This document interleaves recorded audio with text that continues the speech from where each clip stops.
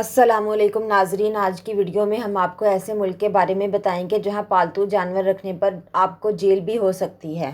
ایران کے دارالحکومت تہران میں پولیس نے اعلان کیا ہے کہ شہر کے پارکس میں کتوں کے ساتھ چہل قدمی کرنا جرم ہے۔ ایران کے شہر تہران کے ایک رہائشی جس کے پاس اپنا ایک پالتو کتا ہے، وہ اپنے کتے کے جذبات بتاتے ہوئے کہہ رہا ہے کہ وہ مجھے اپنی معصوم اور خوبصورت آنکھوں کے ساتھ دیکھ رہا تھا۔ وہ مجھے باہر چہل قدمی کرنے کے لیے کہہ رہا تھا، لیکن میں اس کی جرات نہیں کر سکا کیونکہ ایسا کرنے پر ہمیں گرفتار کر لیا جائے گا۔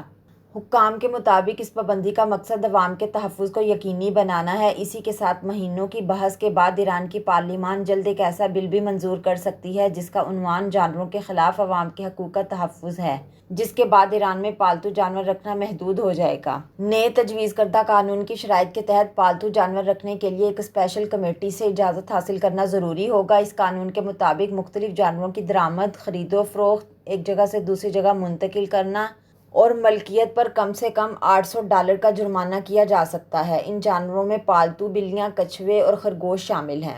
ایران کی ویٹرنری ایسوسی ایشن کے صدر اور اس قانون کے مخالف ڈاکٹر کا کہنا ہے کہ اس بل پر بحث ایک دہائی سے زیادہ عرصہ قبل شروع ہوئی تھی، جب ایران کے اراکین پارلیمان نے ایک ایسے قانون کے بارے میں بات کرنا شروع کی تھی جس کے تحت تمام کتوں کو تحویل میں لے کر چڑیا گھروں میں رکھنے یا صحراؤں میں چھوڑ دینے کی بات کی تھی۔ ایران کے دیہی علاقوں میں پالتو کتے رکھنا خاصا عام سمجھا جاتا ہے، لیکن 20ویں صدی میں یہ شہری زندگی کا بھی خاصا بن گئے ہیں۔ سن 1948 میں ایران وہ پہلا ملک بن گیا تھا جس نے مشرق وسطیٰ میں جانوروں کی فلاح کے لیے قوانین منظور کیے تھے، اور حکومت نے ملک میں جانوروں کے حقوق کے پہلے ادارے کی بنیاد بھی رکھی۔ ملک کے شاہی خاندان کے پاس پالتو کتے ہوا کرتے تھے، لیکن یہ رواج 1979 کے بعد تبدیل ہو گیا۔